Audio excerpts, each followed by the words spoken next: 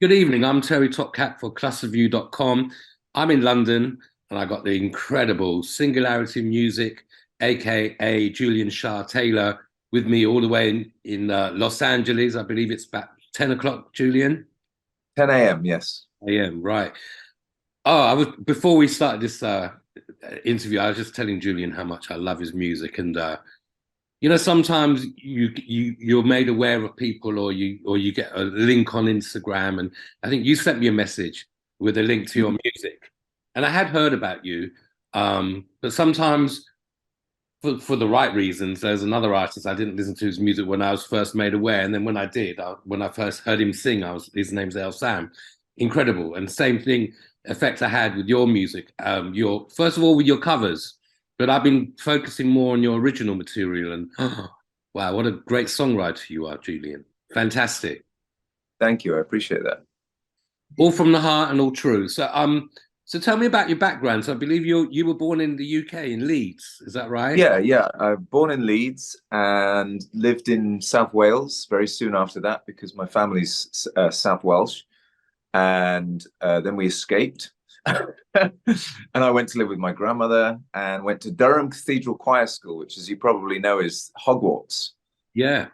J.K. Rowling based the whole thing on my school. So I was at Hogwarts for however long. I was in the choir, and then I discovered Prince while I was at Durham, and that was just all right. Now I want to be a rock star. That was my How old were you when you discovered him? 10. Wow, that impact at that young age. Oh yeah, because if you're in a cathedral, everything you're singing sounds like the Cocteau Twins, right? And it's this big, expansive, reverby, wonderful space. It's you are literally singing to God, and that's the idea. And then Prince comes along, and I think it was Paisley Park initially because I was a Beatles fan, and Paisley Park reminded me of the Beatles. And then Sign of the Times, and it is so tight and funky and weird and sparse that it was the literal opposite of what I was used to doing every day, which is singing in this cathedral. So it intrigued me so massively, and that was what did it. And also Cat, the dancer on the cover of Sign of the Times, holding up that thing with that. It awakened something else in me as well. But not only was his music, just like everything with his image. I mean, he was like, I mean, what a complete artist for you to be inspired by at such a young age. I mean, mine was Adamant, but I wasn't 10. But Oh, Prince, Adam was a really big part of me too. I mean, that it was Adamant. It was the video for uh, Prince Charming. Stand and Deliver. Oh no, Prince Charming. You're right. It was Prince Charming that inspired me to actually decide to become a musician. But it was Prince that I mean, Prince is a more consummate artist, right? Absolutely. I should be wearing Sorry. a t-shirt, but no, I've been wearing it's all dirty. Ah, okay. Self-promoting.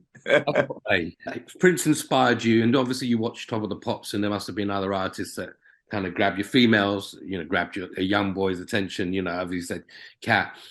So when did you and you decided you want to be a musician? So when did you start writing songs, or when did you realize you could, or melodies? Oh, I wrote my first song. I then went to another private school. We weren't a wealthy family. We were quite poor actually. My mother, I got scholarships, music and academic scholarships. So I went to another private school. Prince was so alien to me that there was no way I could do the funky bass and all that. So I mean, I played multiple instruments, but it wasn't rock and roll instruments. So I listened to The Cure. It was actually The Top by The Cure that inspired me to write my first song, because that was more accessible to me because I taught myself guitar by this point, like acoustic. I had a terrible, really bad Spanish classical acoustic guitar, but I'd learned to play that, and I taught myself to write. So I wrote my first song. It's called Rain, and it was about sitting in the rain thinking about death, which is more Cure than Prince, right? Yeah, and you obviously love Depeche Mode, and tell us about you in a Depeche Mode tribute band, or so yeah. So Yeah. when did Depeche Mode have an impact? The same time as The Cure? It's funny, Terry. I don't. Maybe my echelon and generation, we always kind of looked down on Depeche Mode. Actually, I always tell my bandmates this, and they never really quite believe me. But do you remember the Wrigley's Double Mint commercial where it had freeze all right now and just can't get enough were kind of combined? It was like, just can't get enough, just can't get enough, all right now, baby. And it was so cheesy that Just Can't Get Enough, associated with Depeche Mode, always made me think they were this cheesy boy band. and then I got into them around the time of, because I was, I liked U2 and I liked the Beatles and I liked all that sort of stuff. And eventually they released that album, Songs of Faith and Devotion, which was more in my, in my realm, because, I was a big fan of The Cure, and it was big guitars and huge drums, whereas all the sort of like more dinky pots and pans sounds of Depeche Mode, up to that point, I didn't get that was part of the genius. And it's one of those things that keeps people away from Depeche Mode. The people who don't dig Depeche Mode don't, because of the sonics of it, they're kept away from the brilliant songwriting, I think. And it was Songs of Faith and Devotion that brought me in with them. And for me, it was the live one after that. That was it for me. I loved that album, and I like Violator and Music for the Masses. But yeah, that album, but also the live with the gospel choir, and then I seen that tour was, the devotional tour, I think. Is that devotional? Yeah. Yeah. And I mean, now obviously I'm a music producer is my sort of day job, if you will. And now I understand what a genius Alan Wilder was. Now I get it, because I produced myself. I mean, that's my music, you listen to it. So, I mean, I know how brilliant he is, because it is actually really quite hard to make something so cohesive and so brilliant and so well. It's almost counterpoint. Up to Faith and Devotion, it's almost like Bach. Yeah. The way he puts the sounds together. It's like, obviously I had very deep and long classical music training. So I understand all the stuff. And Debussy was always my favorite classical composer. And I played Debussy on piano until the point where I started doing rock music, where it just sort of all went out the window. But Bach is I would say music for the masses, and Black Celebration. It's like Bach if he was electronic goth, and coupled with Bowie level songwriting to me, because Martin's songwriting is astounding between Black Celebration and Songs of Faith and Devotion. That era, coupled with Alan's production, is just, there's nothing that comes close. So genius. And, it also references things like, it's a bit more avant-garde than that too. I mean, there's all this sort of like deep, I mean, I know that Alan used to sample Talk Talk, for example. And of course, Talk Talk is super cool. Yeah. And I love Talk Talk, but you wouldn't expect this boy band Depeche Mode to be into that. So I think Alan brought that sort of like really cool element to it. And so when Songs of Faith and Devotion dropped, it was around the same time as Welcome to Wherever You Are by NXS and Achtung Baby by U2, if I remember. And it was perfectly like pitched. Yeah. And I got it then. Suddenly I got Depeche Mode, and You also mentioned David Bowie. So when were you, because I mean, with me, seeing a guy in makeup on TV like Adamant, I didn't really know about David Bowie. Then I loved the Let's Dance album, and then I went back to the back catalogue, and now like Prince, Adamant, and David Bowie, they're all my favourites, as well as Lewis Taylor. But so when did you first get made aware of David Bowie? Because vocally, you sound a lot like him, and I don't think you're doing it deliberately. That's your natural voice. It does, yeah. It's not something I affect, if you will. But I have an interesting story with that. I used to hang out with this guy in Nottingham. I lived in Nottingham for a while, and this one guy who was a brilliant artist. He was a great singer, and he sang with a Bowie-esque voice. And I'd experienced Let's Dance by Bowie, and being classically trained, it just sounded like a blues to me. Listen to that, and then I listened to China Girl. There was nothing particularly that grabbed me about those songs, just because I guess I was an elitist, like pretentious asshole, to be honest. When I come out of 15 years of intense classical music training, and so Zeppelin were never on my radar, and AC/DC were never on my radar, and Bowie came across as this guy playing the blues, and he's got this blonde curly hair, and it's totally not my thing, right? And my friend and I would go out in we were goths, I guess. And we went out and listening to Sisters of Mercy and The Cure, going out in Nottingham city centre and getting beaten up by all the casuals. But he used to go out with, lace negligees and shit like this. And, I never thought anything of. I mean, he wasn't gay. I mean, he was curious and whatever, but he never put the moves on me or anything. And we used to hang out a lot, and I loved the guy. And one time we went back to his house. He had a stack of vinyl. And he said, I'm a big Bowie fan. And I was like, okay, well, I don't really like Bowie. He says, what? How can you not like Bowie if you like The Cure, if you like, Adam Ant, if you like all these things that influence heavily by Bowie? And so he put on Lodger, and it was Yassassin from Lodger that pulled me into Bowie because of the similarities on Lodger between that and maybe Talking Heads. I think it was the Talking Heads that drew me into Bowie. And then once, of course, Lodger had affected, we put on Low, and I was like, okay, I missed the headline here. This is the man. It's Prince and Bowie and Kate Bush. Now that's the holy trinity, because those are the three biggest geniuses we've ever had in music, as far as I'm concerned. John Lennon was a good songwriter, but did he do the dreaming? Nah, you know what I mean? It's like that to me is. Did you go to sorry, go on. Did you go to the Kate Bush ones? Yeah. I'm very frustrated. My good friend Nick Launay produced The Dreaming, and he was invited by Kate directly to go to the concerts. And I missed the ticket sales. I was on tour, and I missed the ticket sales, and Nick couldn't go.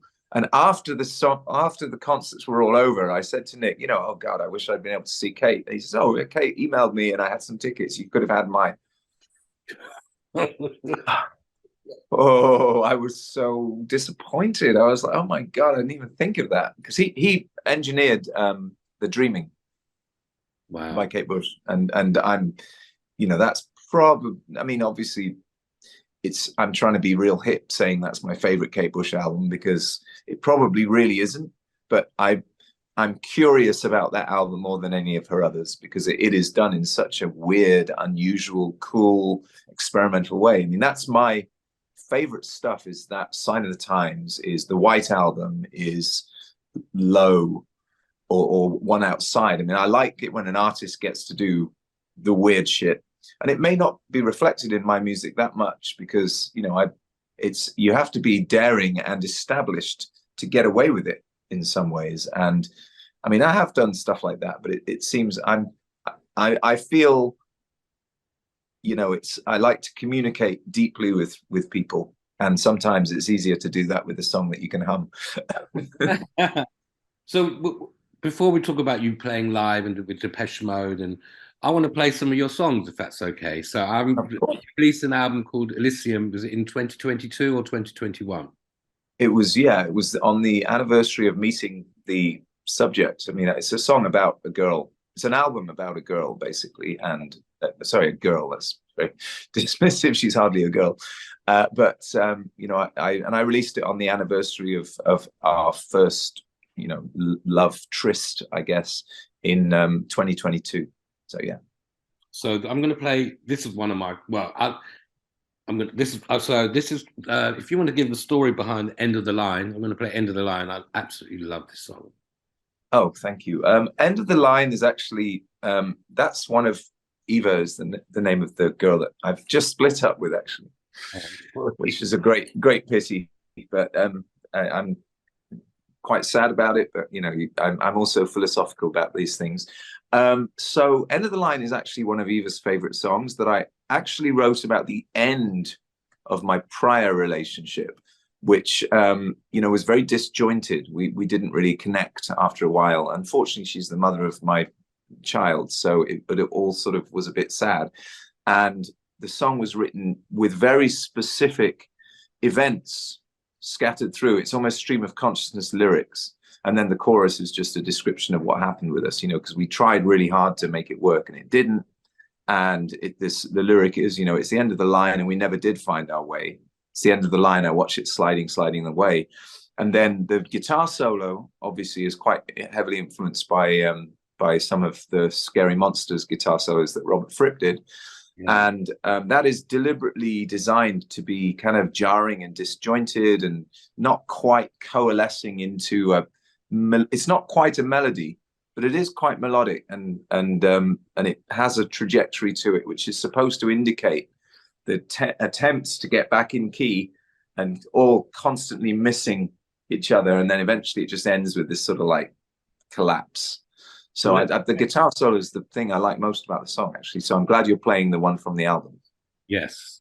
Okay, let's play. This is the wonderful End of the Line by Julian Shah-Tayler, or The Singularity Music is your artist's name as well.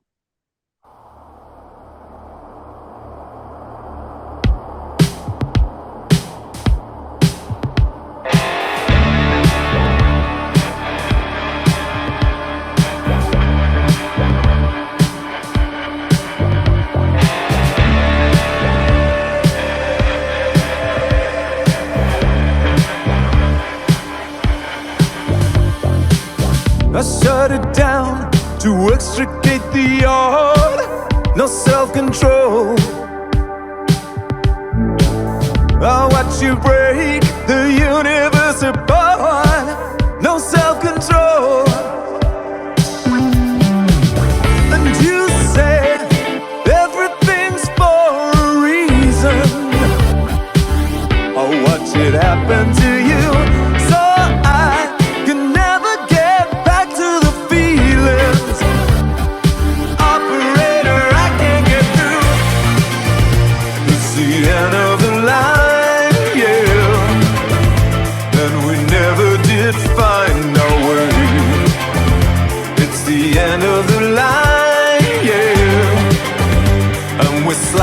Sliding away, I watch you sliding away.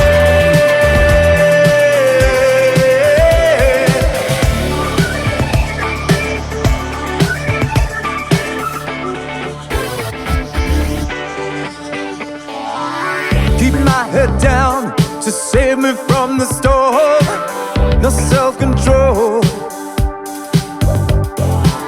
I find the candles and light the corridor, no self-control. You tell me that everything's in the details. Oh, if it happens at all, I can never do nothing but evil. I just can't do nothing at all. It's the end of the line. Find our way. It's the end of the line, yeah. And we're sliding away. It's the end of the line, yeah. And we never did find our way. It's the end of the line, yeah. And we're sliding away. I'll watch you sliding away.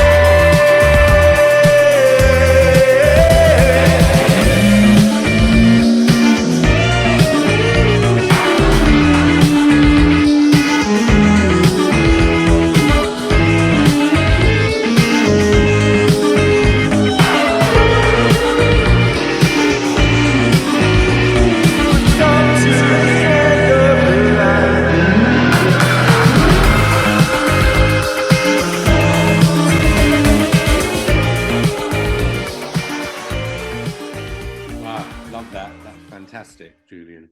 Did you produce the whole track? I co-produced that one with Robert Margouleff, actually. He's Stevie Wonder's producer. He also did Devo, Freedom of Choice album.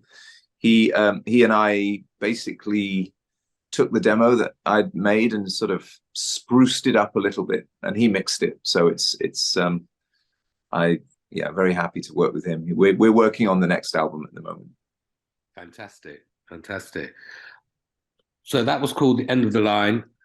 You mentioned before when we spoke, when we first spoke on camera, but not on the Zoom, about you worked with Siobhan Fahey and Dave Stewart. So how did you meet those musicians? Yeah, so Siobhan I was working with for about 8 years. Her ex was in Whitey, which is the band that I was in for 5 years. I love Whiting; they were fantastic. Oh, thank you. Yeah, I unfortunately I had a big falling out with the singer who basically I wrote a bunch of songs with him in my studio at home, and he absolutely did not give me any credit for anything I did. Never, it's long and boring, and I don't want to disparage anybody on camera, but he really took me for a ride, and I'm very disheartened by the potential of that. But but so yes, so Will, the drummer, was with Siobhan, and so I started working with Siobhan while she was in her solo career phase. So I played a lot of shows with her, and I co-wrote a soundtrack with her for a movie that a friend of ours did called Riot on Red Shirt Street, which had Vanessa Paradis' sister Alison Paradis playing the lead role. So Siobhan and I worked on that, and then we worked on a whole bunch of other stuff together. And then Dave Stewart has been co-producing some stuff with me for a new artist I'm working with called The Visitor, and that's really good. I mean, Dave's he's very lovely and very complimentary about my, playing, because I've played all the instruments and produced those songs too. I haven't seen Dave. I went to Kaya's album launch, which is Dave's daughter, but Dave's always moving around the place, and I'm always on tour, so it's very difficult. I never met him. I've been in the same room as him because I also worked with Django, his son. Yes. And I've been friends with Sam for many years because obviously working with Siobhan, I saw Django and Sam grow up. So maybe when you saw Kaya's sound, the album launch, probably the bass player was this kid I was telling you about, Velvet Starlings. His name's Christian Gisborne. So he was briefly in her band, and then I think he had to leave the band because he was doing his own thing, and that wasn't really. They wanted someone with more commitment. Basically, I've talked. Yeah, he's in LA too, so I'll hook you guys together. You'd love him. For me, he's the future of rock and roll. He's only 20. I met him when he was 16. He's called Christian Gisborne, Velvet Starlings. But yeah, so when I was like basically a T-boy for maybe not even a year or 6 months at Anxious Music, and that's when I met Will and David, Will Brewston and David Ryder Prangley, who were signed as songwriters, I think, as Rachel Stamp. Right. But you know them as well, and I think, like you, they're incredible musicians. I love David's solo albums. He's done 2 solo albums as well as producing and makes videos and photography. There's a girl he produced called Laurie Black who's really good, and then Will is Scant Regard, and he's got a fantastic band called She Made Me Do It with Shahina. So yeah, small world. Shahina Dax, right? Shahina's his girlfriend, right? Yeah, or wife? Girlfriend. Yeah. Good as, because they've been together forever, and she's lovely, really lovely. She's in Rachel Stamp too, right? Yeah, she plays keyboards for them as well. Yeah. I know. It's funny actually. When I first arrived in London, they were the next big new thing. Like Placebo had happened, and that they were supposed to be, Rachel Stamp. Everybody's talking about Rachel Stamp, and they were fabulous, and it just didn't happen, and that was very frustrating because obviously that was our people. That was the the glam extrapolation of the of Bowie and what Adam Ant had been doing and all that stuff, and these things you can never tell, can you? It's weird. Did you meet them then? I met them then. Yeah, I mean, Will played on a song I did with a couple of members of Ultrasound and Medieval Babes. I used to date I've dated a couple of the Medieval Babes, and one of them, Claire Ravel, and the bass player from Ultrasound, and Will played on one of the first recordings I did with a good friend of mine, David Maurice, who it was for Virgin Records, I believe. And so I met them all then, and I'd met Will before, but I've played with Will when we played in the Underworld. Will supported us. The Strange Love Depeche Mode tribute band. Will supported us as Scant Regard. Right. Yeah. And David Ryder Prangley supported my band, The Singularity, 10 years ago in LA. because he Wow. came over, and that was wonderful to see them again. Like I love those guys. You know, we just live in different cities, and I've never seen Will play with Adam, which is weird because, you know, I'd love to see them. And Adam was supposed to play. He was supposed to play Cruel World this year. Yeah. I can't say too much about that, but yeah, he obviously didn't perform.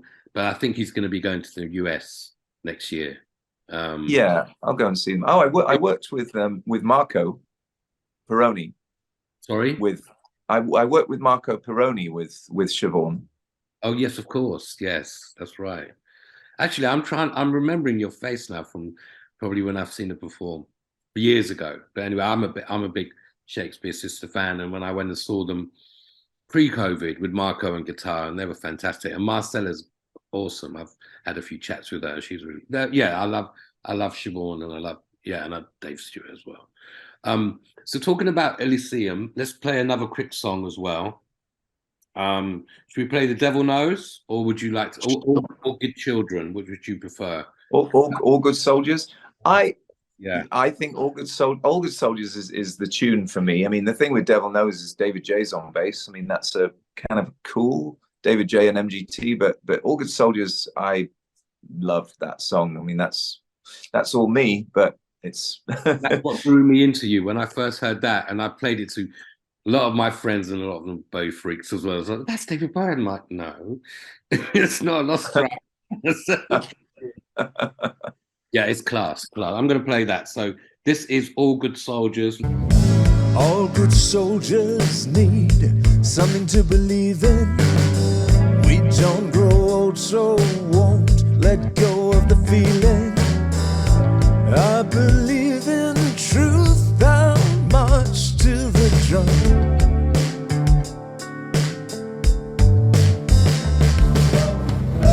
All good soldiers know the shadows they are lighting to win the war, the sacrifice they are making. I believe our love will win in the end. Without love, we are lost.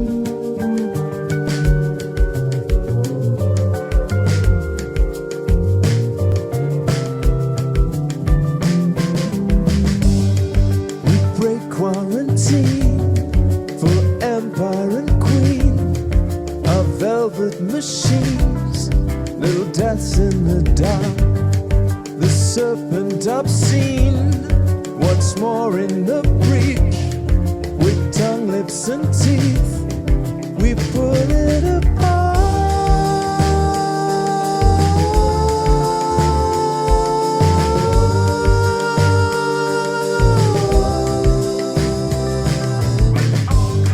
The truth will prevail. In uniform song, we fight tooth and nail for your right to be wrong. If it's cruel to be kind, the difference you'll find in the war of the mind. So that was All Good Soldiers by the wonderful Julian Shah-Tayler. I could listen to that all day. Fantastic track, Julian. So you said let's talk quickly about live. So you perform as your you say with the Depeche Mode tribute, but do you do much of your own gigs at all? Well, I've started to open up for Strangelove because we play to thousands of people. I mean, I don't know what the tribute context is like in the UK, but in the US, we are one of the biggest tribute bands Well, we're one of the biggest tribute bands in the world. So we're playing to, you know, up to 8,000 people. And we've actually been on tour recently with Flock of Seagulls. So we're opening up for them, and we're drawing as many, if not more, than they are. So we're playing full venues. So when I open up with my own material, the audience is there, which is fabulous. And you know, I'm getting a lot of fans who enjoy Strangelove, the Depeche Mode thing, or David Bowie, and they're now requesting that I open up and with my own material. And of course, when I do, that's fabulous, because I'm winning over 1,000, 2,000 new fans, you know, which is fabulous. It's a delivery system I've wished for and prayed for my whole life, because, you know, it's difficult to build up a new project in this day and age. Like, you know, doing the grassroots thing of playing for 50 people and then doing a tour and then doing the next tour with 60 people. I just, it's too late for me to do that. I'm not going to do that. So this is a really good way of doing it. And of course, Depeche Mode and Bowie fans love my music. Like, it is the exact right demographic. Yeah, clever. That's brilliant. Thank you. And you know, the songs you've flagged, like All Good Soldiers and End of the Line. I did a poll of all my friends on Facebook, just saying, you know, what songs do you want to hear? And they're all the ones you like. So All Good Soldiers is number 3 of all the songs I have. So I like Melt. I played Melt today. That was fantastic. I'm gonna, again, your music makes me feel so happy. I can be anywhere in the flat, either cooking or tidying up, and then your music just grabs me, and I'm sure it does a lot of people. So you think you're working on another record already? I'm constantly working on stuff. I mean, I haven't written. I mean, I've started to write a couple of songs. I've done a couple of guest appearances. I had a song with Beauty and Chaos, which is you know, collective, which includes Wayne Hussey from The Mission and Simon Gallup from The Cure and all those. So I did a vocal with them, and I'm doing one for Mind at the moment. You know, Mind, the charity. Yes, I love Mind. Yeah. So I'm doing a song currently for one of my friends who's a music producer, lives in London, called Phil Spalding. I'm doing a vocal for him. I heard of Phil Spalding, yeah. You know Phil? Yeah, I don't know him personally, but I know who you mean. Yeah. Right, yeah. Well, I've been friends with him for many, many years, and he sent me a really great backing track, actually. And it's the first song I've dug into for a while, because obviously Elysium has had a big impact. Like, I've done 30 of these interviews about this album, so clearly it's had more of an impact than a lot of the other stuff I've done, and not because, I mean, I'm very proud of the album, but I just feel I've also put time into telling people about it for once, which is, you know, I feel very, very happy about it. And so I have about 100 songs in the files that are done.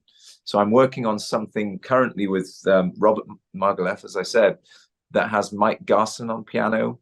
It has David J on bass. It also has Carmine on bass, who was in Bowie's band. And the album also has Alan White from Morrissey's band playing guitar on one of the songs. Okay. Oh, the guitarist. Okay. Yeah, he wrote, you know, Irish Blood, English Heart, all that sort of stuff with Morrissey. So he's one of the bigger writers, and one, in my opinion, the best co-writer Morrissey's had since Johnny Marr. But so he's a friend. He lives up in Altadena. I live in South Pasadena, which is just outside LA, and he lives in Altadena, which is just north of me. So we have kids around the same age, and so Alan's a friend. So a couple of quick questions. Where can everyone find you on social media? Who's your dream artist, new and established, that you'd like to collaborate with? So you can find me on julianshah-tayler.com, Taylor with an E, Tayler, or Facebook, Singularity Music, Instagram, The Singularity Music. That's generally how you can find me. And who would I clap? It's Kate Bush. I mean, it's always been Kate Bush. Prince obviously is dead, so can't collaborate with him. Dave Bowie's dead, but Kate Bush has been my. I'm more drawn to, you know, the Bjorks and Kate Bushes of the world, just because I could never do it because they're female. Yeah, you know. And you artist that you'd like. I'm sorry. male artists that you like to collaborate with? Ren. Don't know Ren. R-E-N. Oh, Terry. I've heard Ren. I've heard the name, but I have to check out his music. You have to check out the song Hi Ren. H-I Ren. He's a rapper, but he's a fantastic singer. And the whole song is him playing a Spanish classical guitar. And it's 9.5 minutes long. You watch the video, and I do not know one person in the music industry or outside the music industry that has not seen Hi Ren by Ren and not just blown their brains over it. He's the greatest new artist. Where's he based? Is it in Brighton? He's actually from Anglesey, believe it or not. Okay. But I think he's based in Brighton. My friend Martin from Tourist Tracker told me about him. That's why, yeah, I have seen it. That song is amazing. Yeah. He's sat in his... Reach out to him, Julian. You know, you never know. I mean, I would. I just don't know what it would, I don't know where I would, where the collaboration would land, because it's kind of a weird mismatch. But even more interesting. Yeah, maybe. I mean, I do.